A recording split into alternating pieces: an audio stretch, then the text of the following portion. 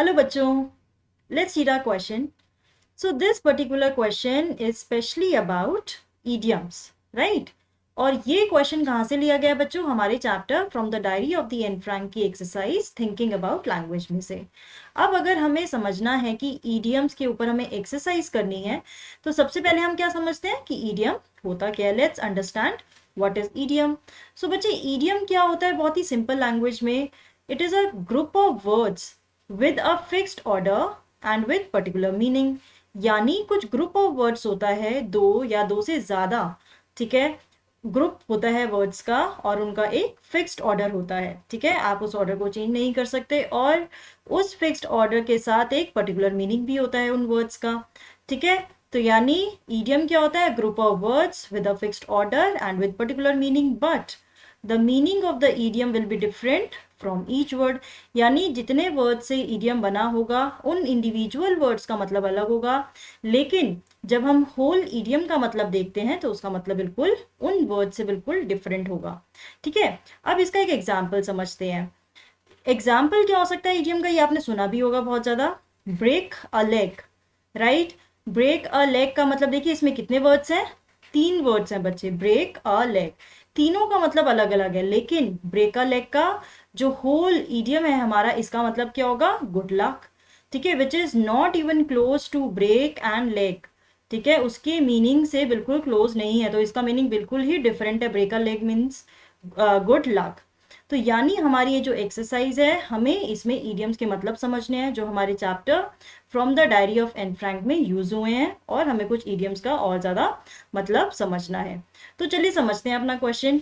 सो ये हमने समझ लिया, idioms are groups of words with a fixed order and a particular meaning different from the meanings of each of their words put together, ठीक है। Group of words होता है हमारा ईडियम, उसका फिक्स्ड ऑर्डर होता है वर्ड्स का, idiom का एक पर्टिकुलर मीनिंग होता है और उसका मीनिंग बिल्कुल डिफरेंट होता है from the meaning of the each word of their meanings, ठीक है।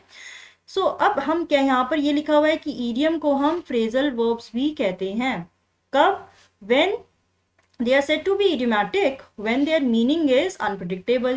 यानी कि फ्रेजल वर्ब को आप इडियम तब बोलोगे जब उसका मीनिंग बिल्कुल अनप्रिडिक्टेबल होता है।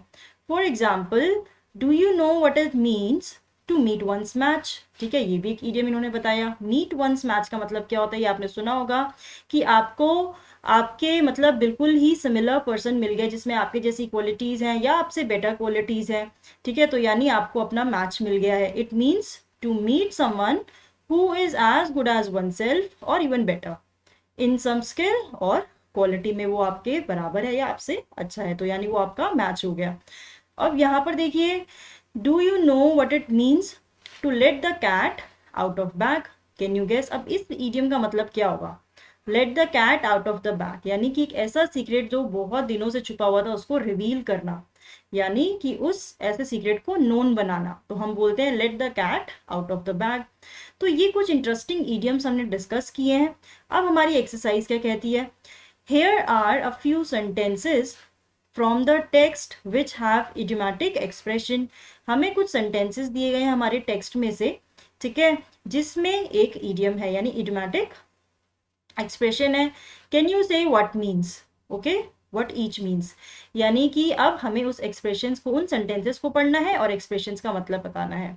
तो चलिए समझते हैं अपना फर्स्ट क्वेश्चन। फर्स्ट आपका सेंटेंस दिया गया है, our entire class is quaking in its boots. तो यहाँ पे बच्चे देखिए जो टैलिसाइड्स वर्ड हैं हमारे, वही हमारा ईडियम है। तो ईडियम क्या है? क्वेकिंग इन इट्स बूट्स। इसका मतलब क्या होता है? It means that the entire class was extremely nervous. ये पूरी क्लास बहुत ज्यादा नर्वस थी उस दिन क्योंकि रिजल्ट आने वाला था। तो यहाँ पर क्वैकिंग इन बूट्स का मतलब, बूट्स का मतलब क्या हो गया? Extremely nervous. अब सेकेंड पढ़ते हैं, until then we keep telling each other not to lose heart, ठीक है। Not to lose heart idiom का मतलब क्या होता है? The sentence conveys one must not feel discourage, ठीक है, डिस्करेज नहीं होना चाहिए, हमें होपलेस नहीं होना चाहिए, तो हम क्या बोलते हैं? नॉट टू लूज हार्ट यानी डोंट लूज हार्ट। अब थर्ड पढ़ते हैं, mister Keesing was annoyed with me for ages. Because I talked so much. यहाँ पर फॉर एजेस का मतलब क्या होता है बच्चे? फॉर अ लॉन्ग टाइम, यानी कि काफ़ी टाइम से वो मुझसे गुस्सा थे, तो हम यहाँ पर फॉर एजेस बोल देते हैं। The sentence states that mister Keesing was annoyed for a long time, कि वो गुस्सा थे बहुत ही ज़्यादा बड़े टाइम से, यानी कि लंबे टाइम से।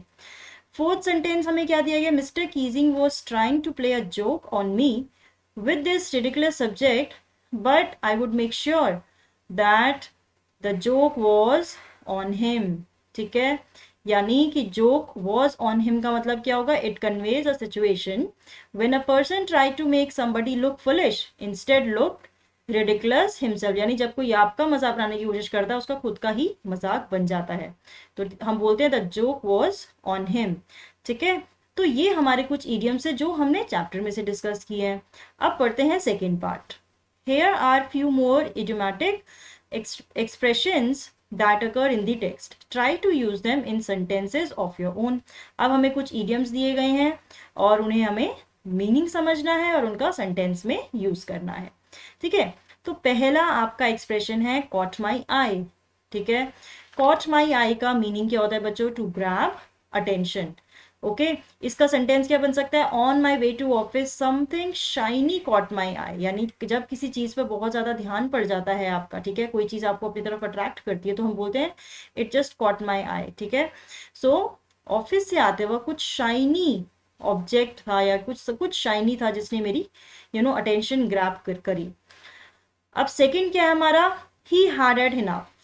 ठीक है, इसका मतलब क्या होता है? It means that you are unhappy with the situation and you want it stop, कि आप एक ऐसी सिचुएशन में जिसको अब आप और नहीं बेयर कर सकते, आप अनहैप्पी हैं और अब उसे आप चाहते हैं कि वो स्टॉप हो जाए। तो यानी he had had enough of Ram's behaviour in office, कि राम का बिहेवियर बहुत बेकार था और वो चाहता था कि अब ये चीज रुक जाए। ओके, अब देखिए थर्ड आपका क्या दिया हुआ है आपको इडियम, लाफ आवरसेल्व्स सिली। इस इडियम का मतलब क्या होता है? Laugh uncontrollably for a long time, यानी जब आप बहुत देर तक हंसते हैं और कंट्रोल नहीं कर पाते हैं, उसको हम बोलते हैं लाफ आवरसेल्व्स सिली, यानी कि आप जब हंस हंस के लोटपोट हो जाओ, उसको हम कहते हैं laugh ourselves silly, means the audience was laughing themselves silly. Right, अब देखिए लास्ट वन क्या है हमारा? Can't bring me to. ठीक है, it means the inability to do something that seems unpleasant, कि कुछ ऐसा काम है जो आपको बहुत बुरा लग रहा है और आप वो करने के लिए इच्छुक नहीं हो पा रहे, यानी आप अपने आप को कन्विंस ही नहीं कर पा रहे कि आप वो काम कर पाओगे, तो इसको हम क्या बोल सकते हैं? Can't bring me to. Okay, अब सेंटेंस में यूसेज क्या होगा इसका बच्चे?